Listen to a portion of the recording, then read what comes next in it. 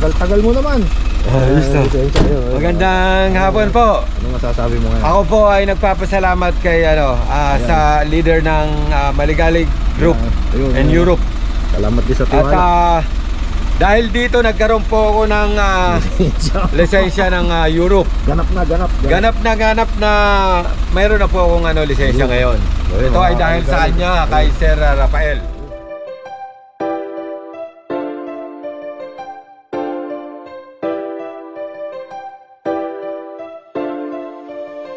Tara na at sumama, tara na at magala, kasama ang maligali. Kahit san man magpunta, kahit san ililibot, kayo ay iikot kahit saang sulok, basta makalimot. Mga kaligali, kasama kayo dito, kulitan at asaran, tawanan at mga biro. Tara at sumama, tara at magala, kasama ang ating maligali. Sumama ka dito. Ano, kamusta kayo? Tara sumama't manood, malilibang pa kayo.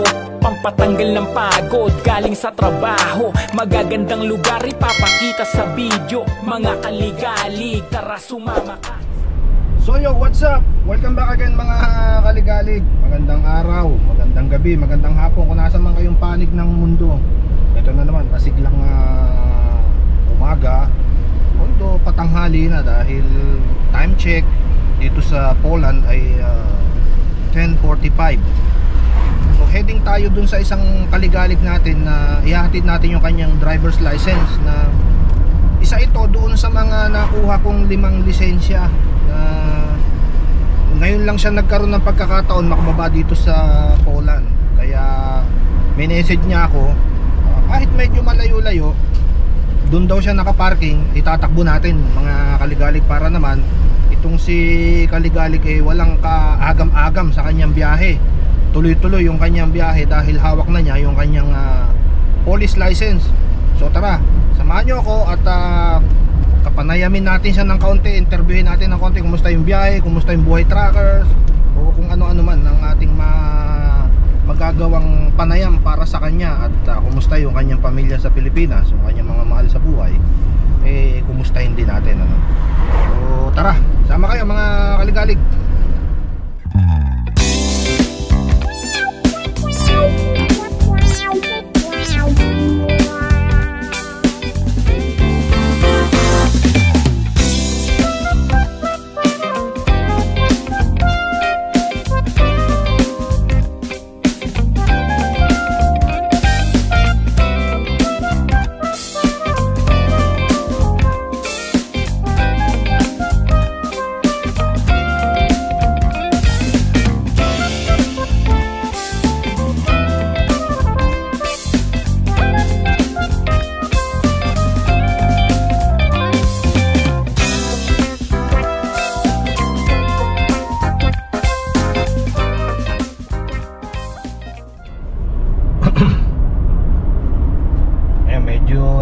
Lapit na tayo, meron pa tayo natitirang 29 kilometers, 25 minutes pa to, kasi yung pinagpaparkingan niya mula dun sa lugar ko may 1 oras. Kaya hindi naman siya makakapunta dun sa akin dahil parang may loading siya ron may loading siya dun sa kumpanya na yon. So takbo na natin kasi para naman ma-deliver natin na maayos yung kanyang lisensya at maging panatag yung kanyang kalooban. At babiyahe siya ngayon, balik siya ng South, o hindi ko alam, baka Germany o France, whatever. At least dala na niya yung kanyang lisensya. So ayan yan mga kaligalig, yung kanyang lisensya. Ayan. Abot natin pati yung mga original na dokumento. Alam ko nagbigay siya rito kasi binubukod ko naman, ibinabalik naman yan. Meron kasing ibang mga traffic department, di na nila binabalik yung mga original na dokumento. Pero dito naman sa kung saan tayo nagpapaprocess ng ganitong mga uri ng dokumento ay ibinabalik naman. O tara, takbo pa rin. Ayan, takbo. At matagal-tagal natin din nakita ito si Mr. Abel, ating kapanayamin. Actually hindi pa tayo nag-aalmusal, kahit yung warm water na routine ko tuwing maga hindi pa nagawa. Doon sa mga may balak nga palang may t-shirt na rin tayo mga kaligalig. Meron na rin tayong t-shirt, baka meron may kumukursunada. PM lang, mura lang to. Sabay ganun yan, no?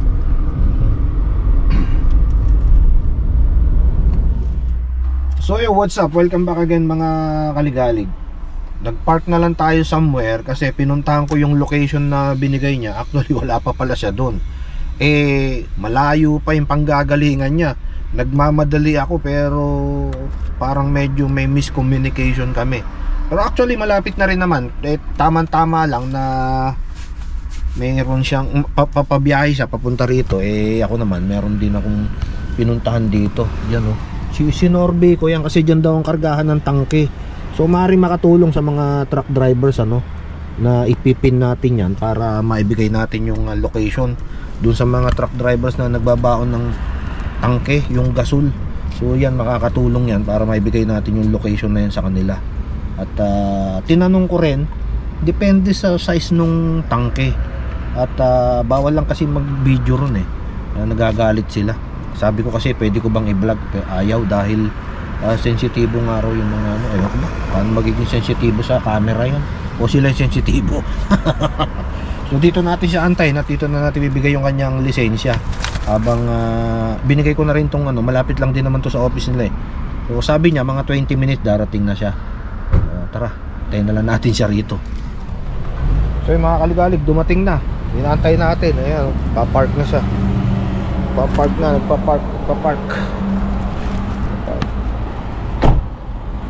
Dito sa kabila. Yun. Ayun, may-ari na lisensya dyan. Dito sa kabila. Yun. So, dumating na mga kaligalig. Ibigay natin yung kanyang mahiwagal lisensya. Yan. Tagal-tagal mo naman. Magandang hapon po. Ano masasabi mo ngayon? Ako po ay nagpapasalamat kay sa leader ng Maligalig Group in Europe. Salamat din sa tiwala. At dahil dito nagkaroon po ako ng lisensya ng Europe. Ganap na mayroon na po akong lisensya ngayon. Ito ay dahil sa kanya, kay Sir Rafael. Salamat. At pagpalain po kayo, sir. Ay, salamat eh. Ako po ay lubos na nagpapasalamat. Shoutout na yung mga kailangan shoutout. Shoutout doon sa mga driver na gusto pang pumasok sa Team Maligalig. kay Sir Maligalig ng Europe. Ayan. At kung may kulang kayong dokumento, handa siyang tumulong sa abot ng kanyang makakaya tulad nito. Ayun, salamat. O sige, congrats. Kita-kits ulit sa susunod. Maraming salamat po ulit. O yun, mga kaligalig, tala natin siya. Teka lang. So yung what's up? Welcome back again mga kaligalig. Kaunting oras lang natin nakapanayam si Mr. Abel dahil busy siya Pupunta pa doon sa office nila, magsasarado na. Meron siyang kukunin dokumento ron or may pipirmahan. Tsaka nakita ko noon nakaraan may box siya ron, may package ata ng Lazada o Shopee. Shopee. Kinakailangan niyang habulin at makakuha yun. At least naibigay na natin yung lisensya At masayang-masaya siya. At ganap ng isang truck driver dito dahil lisensyado na, hindi na IDL ang ginagamit. So, maraming salamat sa mga katulad ni Mr. Abel na nagtitiwala para magkaroon ng lisensya rito sa Poland. At ako naman ay patuloy na gumagabay sa inyo mga kaligalig dito sa bansang Europa o dito sa Europa kung ano man ang igagabay at may tutulong natin dyan. So hanggang sa muli, paalam at binabaybay na natin to. Meron naman tayo ibang direksyon ng pupuntahan.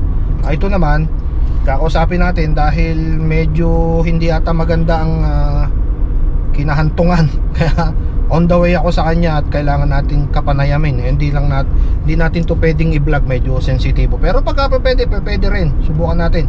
Kaya hanggang sa muli mga kaligalig, paalam!